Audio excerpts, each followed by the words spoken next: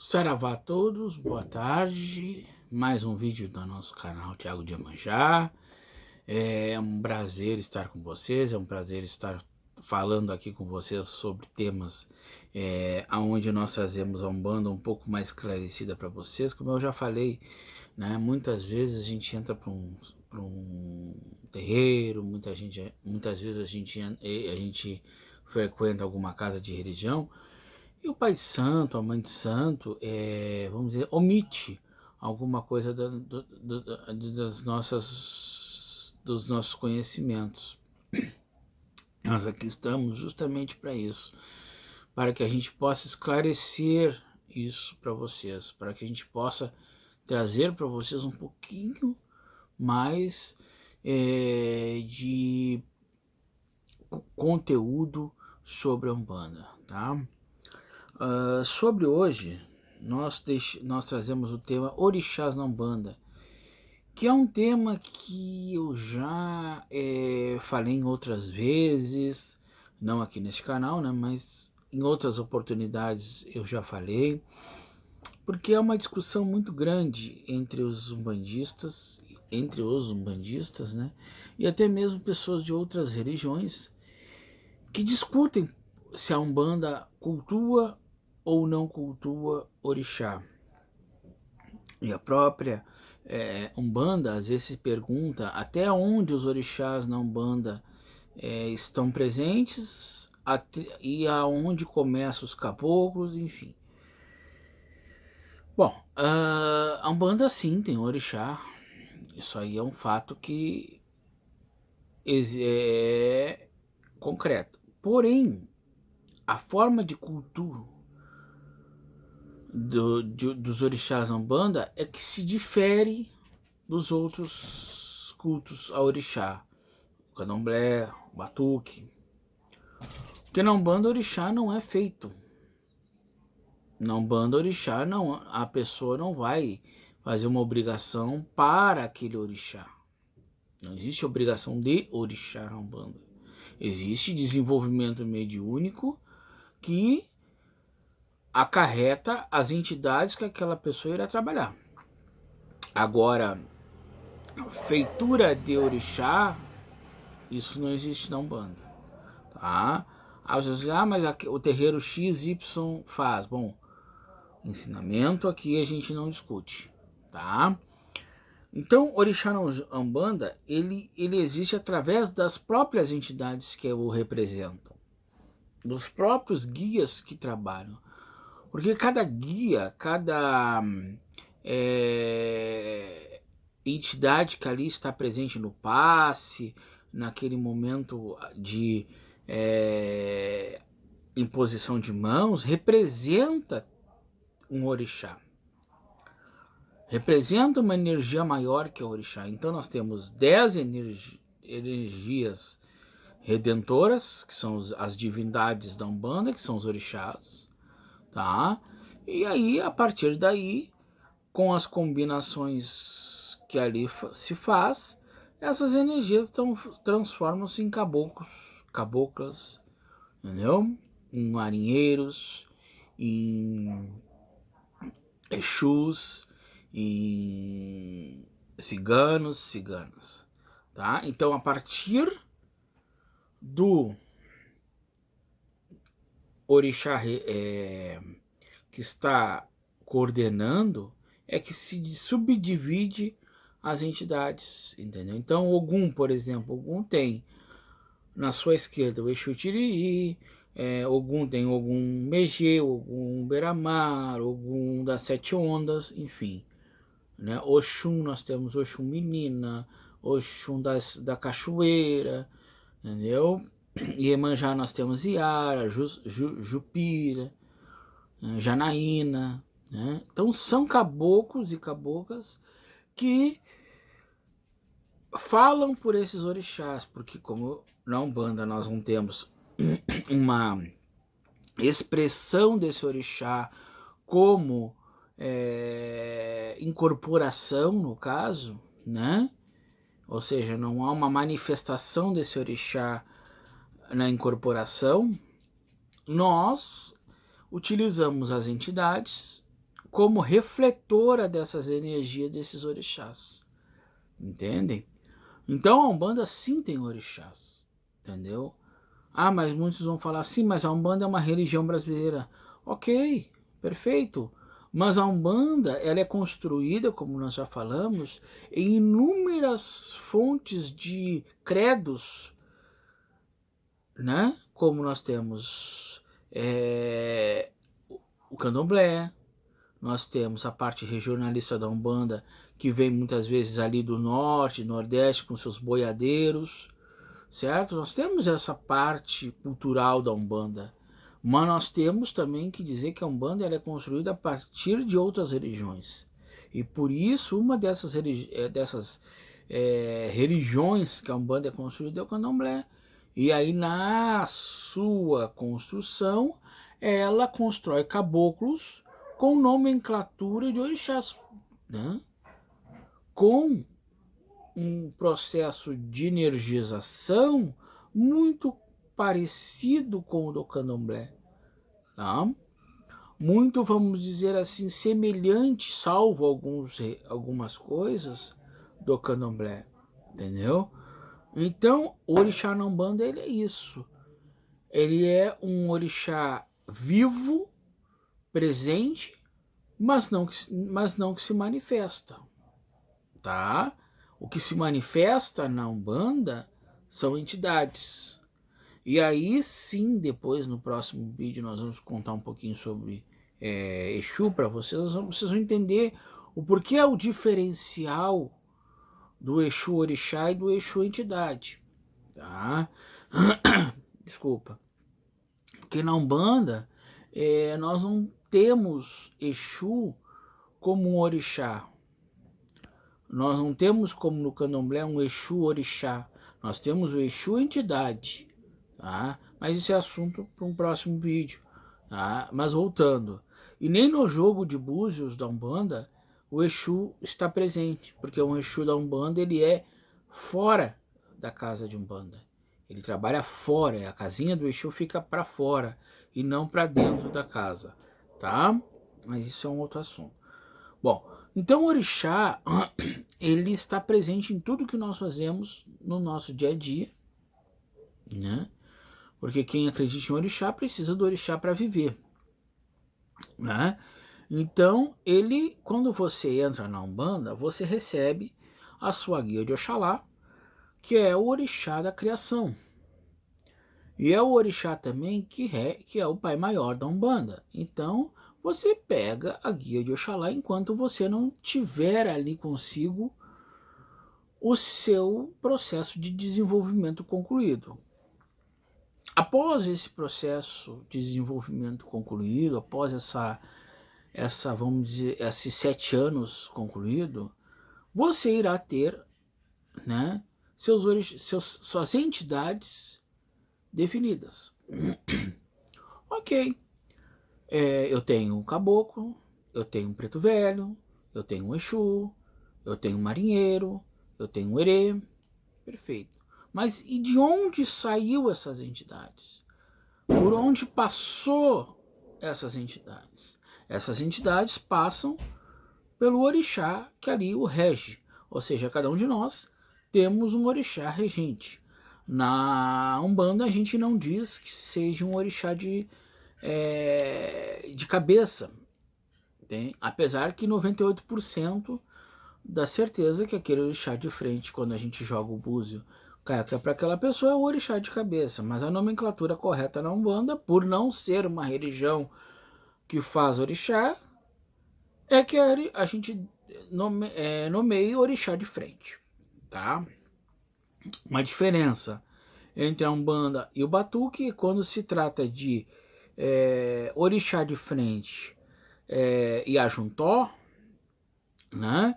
Esse orixá de frente pode ser masculino e o ajuntó também masculino, tá? Como também pode ser um ajuntó feminino e o orixá de frente feminino. Não há necessidade de ser um casal, como no Batuque, no Candomblé, que são o masculino e o feminino, tá? Na Umbanda não tem isso, certo? Sobre é a questão de orixá de frente, tá? Que muitos me perguntam, mas e orixá de frente, para que eu uso isso? Por que existe isso se eu só trabalho com entidades? Bom, veja bem, como já falei para os senhores, o orixá de frente, ele rege as nossas entidades e combina com outros orixás, tá? E aí não precisa estar dentro do nosso contexto de ajuntó e orixá de frente, as nossas entidades que ali vão se manifestar no nosso corpo, tá? Mas o orixá de frente em si, ele não é um orixá que é presente, ou seja, ele não é um orixá que seja ativo no médium de Umbanda, entendeu? A não ser, claro, como eu disse, ele é um regente das entidades que ali estão trabalhando, entendeu? Mas tem uma outra percepção nisso tudo. Essa outra percepção, esse outro ponto, é quando o médium se torna um zelador de santo. É quando o médium se torna obrigatoriamente alguém que vai cuidar dessas entidades, tá? Alguém que vai preparar, entendeu? Essas entidades. Aí sim o orixá de frente entra. Por quê? É necessário que alguém comande a casa daquele médium. É necessário que alguma entidade, essa divindade venha ser o chefe do terreiro, tá? E o orixá é isso. O orixá de frente é isso. Mas muito mais. Após os 7 anos, quando o médium está pronto, quando o médium está já aprendeu uma série de coisas, uma série de fundamentos, como eu disse para vocês, ele vai até o seu zelador de santo e vai ver se ele pode ou não jogar o búzio, né? Ele vai consultar aquele zelador, aquela zeladora, para que ele tenha aptidão ou não por aquele jogo. Bom, a partir daí então se joga o búzio, se vê que aquele médium tem aptidão e se começa então o preparativo daquele médium para então fazer com que ele possa estar jogando o Ifá, tá? Que depois num outro vídeo eu vou falar o que é Ifá, o que é o ifanismo, tá? Por aí então é onde entra o orixá de frente, tá? O orixá de frente ele vai ter a sua presença no búzio através da mão do jogo. Porque nós temos no jogo, como já em outro vídeo eu falei, 16 búzios. Tá? Quem fala nesses 16 búzios é Orumilá, tá? Que é o adivinho de Oxalá. Tá? Ifá é o dono do jogo, é o orixá que visualiza, que adivinha, que dá a resposta. Mas e a mão do jogo? Quem é que te dá autorização para jogar? Ou seja, quem é que está contigo ali na hora daquele jogo? É o teu orixá de frente. Tá? Então o orixá de frente, ele é a engrenagem para que você possa jogar o jogo. Você pede permissão a Ifá, você pede permissão a Orumilá por causa da sua visão, e você pede permissão ao seu orixá de frente para lhe dar a mão do jogo, para lhe dar a caída certa para você interpretar aquele jogo. Entendeu? Falando nesses dois orixás, abrindo um pequeno parênteses, já que nós estamos falando de orixá, Orumilá e Ifá. Na Umbanda não se cultua Ifá, tá?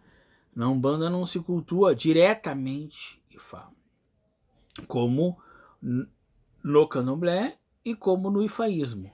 O Ifaísmo é o culto a Ifá, tá? O Ifaísmo ele é a preparação para aquela pessoa iniciar em Ifá. Isso eu vou falar em outro vídeo, tá?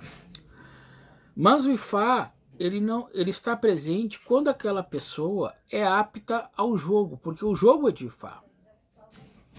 O jogo, ele é pertencente a Ifá. Então o orixá Ifá está quando a pessoa inicia no jogo, ele automaticamente, entendeu? Tem um vínculo, mesmo que pequeno, com o Ifá, tá? Então o orixá Ifá, ele existe na Umbanda como um aconselhador, como um mecanismo para o jogo. Nada mais que isso. Não há culto, não há Ifá no Congá, não há. Mas há quando a pessoa tira o jogo para jogar. Tá? E a Orumilá? A Orumilá também a mesma coisa. Tá? A mesma coisa. Não há um culto a Orumilá, mas há o entendimento que eu preciso da minha visão para enxergar aquele jogo, enxergar aquela caída, então eu automaticamente, entendeu? Peço a Orumilá para que ele possa me dar esse olhar ao jogo, entendeu? Mas não há na Umbanda um culto propício desses dois orixás, entendeu? Esses dois orixás basicamente são cultuados no Candomblé, né? Porque aí vence um culto mais propício a mais orixás, tá?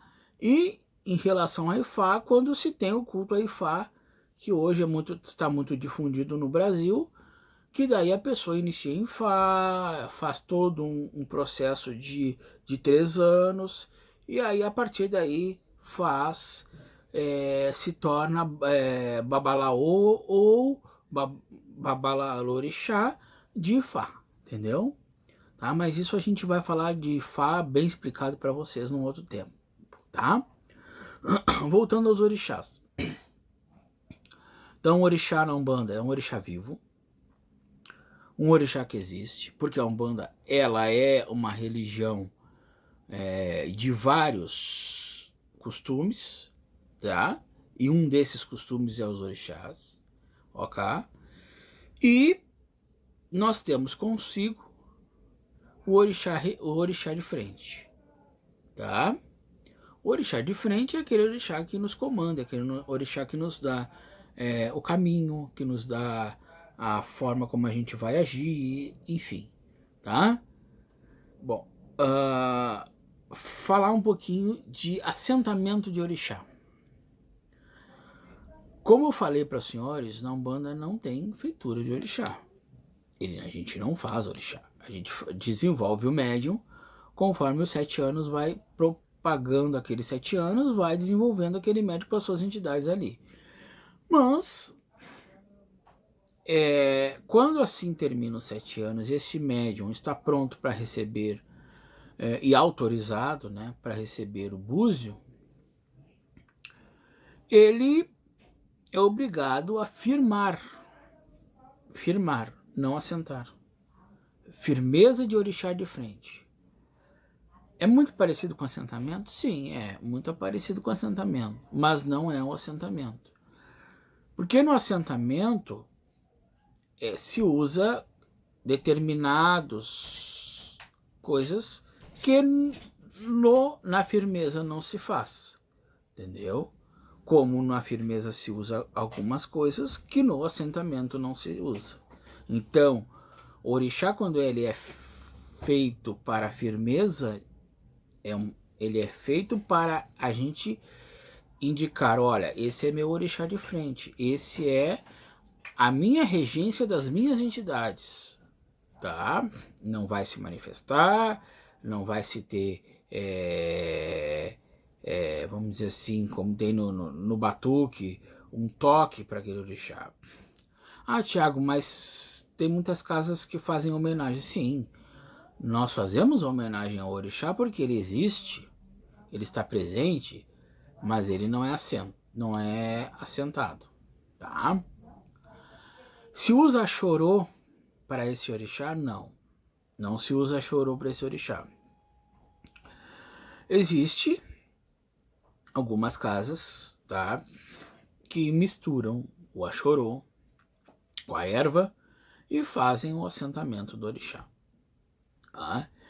Eu particularmente não faço assim. Eu faço as ervas daquele orixá, porque o orixá, cada orixá tem a sua erva, cada orixá tem os seus, os seus perfumes, as suas essências, né? E aquelas essências então vão para um recipiente, tá? É macerado aquele processo todo e automaticamente aquilo vira um sumo daquelas ervas, e aí sim faz-se a consagração do orixá, faz-se o assentamento do orixá através de um culto, tá? Mas não se usa, como no batuque, como no candomblé, o axorô, ou seja, o sangue de um sacrifício, tá? Então o orixá na Umbanda, ele é mais, vamos dizer assim, simples, mas ele é tão quão eficiente quanto nas outras religiões, tá? Porque muito eu vejo falar, diz assim, ah, mas na Umbanda o orixá é fraco. É porque nunca viram um trabalho para um Ogum, mesmo sendo entidade, quem trabalha ali no espiritual é o orixá. Ah, mas nunca, não vejo ciência num trabalho da Umbanda no orixá. Ora, por quê? Por que a Umbanda não tem ciência no orixá? Só porque a Umbanda não deita? Não faz orixá? Não vejo por esse lado. A eficiência é a mesma.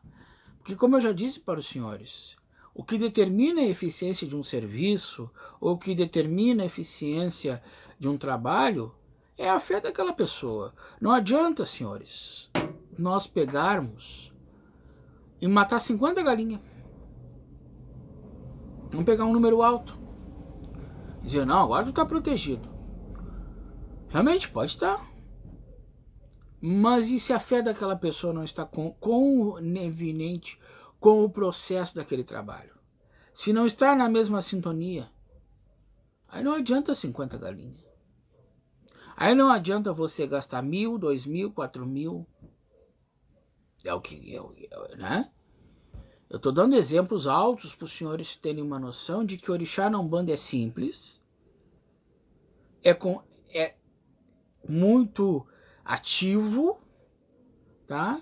E às vezes com uma erva ou com um ebó muito bem feito, você consegue limpar aquela pessoa. Entendeu? Não, e aí aquela pessoa com aquela fé que está ali, às vezes dá muito mais certo do que ela procurar ter altos e altos valores, né? E ter também consigo fazer 300 serviços. Na verdade?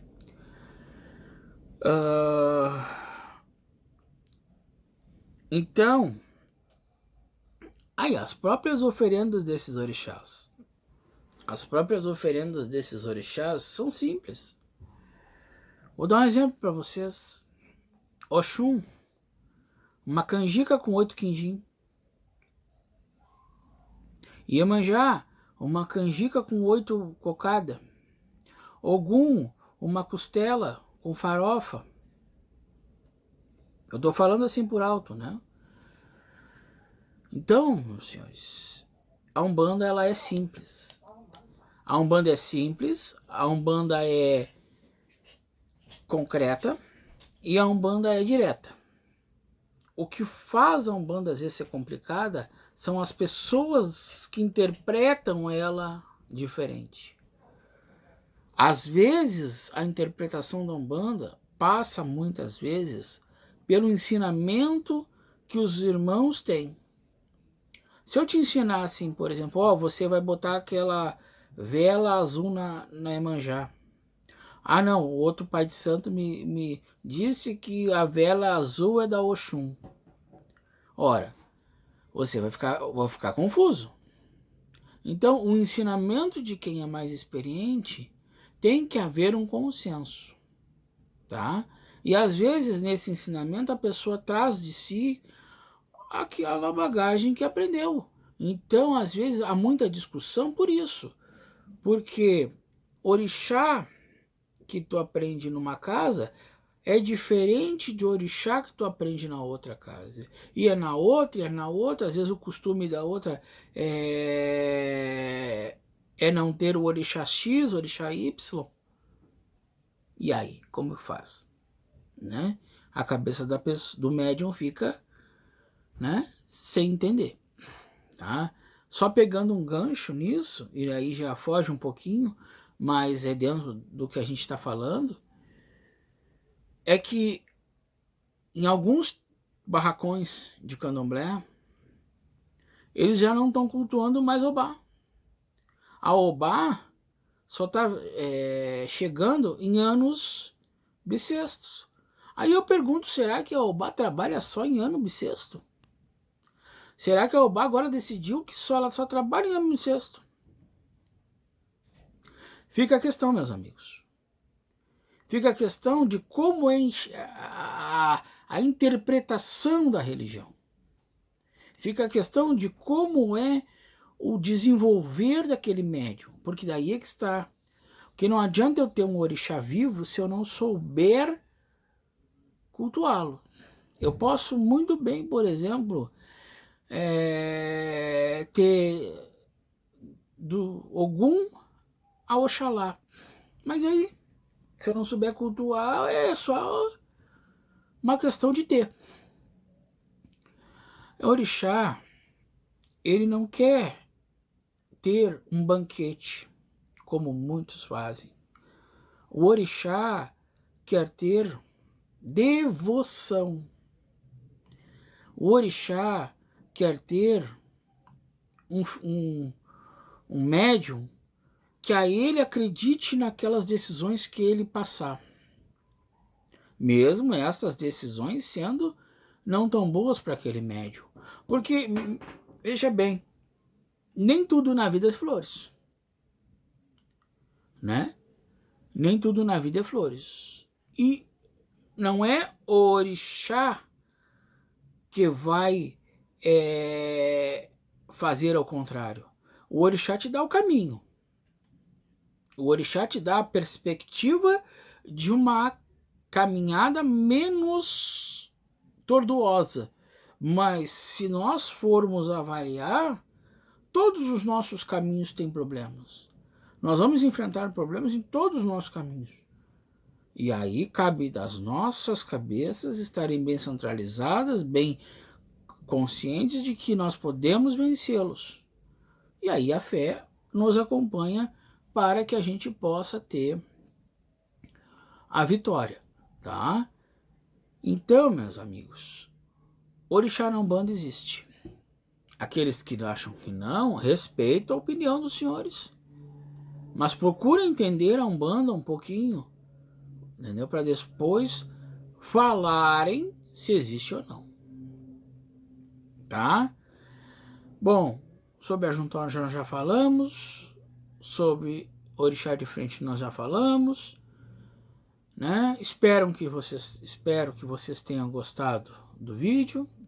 Espero que eu tenha esclarecido um pouquinho mais a Umbanda para vocês. Espero que a Umbanda esteja em vocês. Porque a Umbanda, muitas vezes, meus amigos, não é estar num terreiro. A Umbanda é estar dentro de nós mesmos, refletirmos sobre nós mesmos e nos erguemos com nossas entidades para ajudar alguma pessoa. Este é a Umbanda. Tá? Esta é a Umbanda verdadeira. Tá? Obrigado. Que vocês tenham uma ótima semana. Tá? Que Oxalá dê uma iluminação na vida de cada um de vocês. Tá?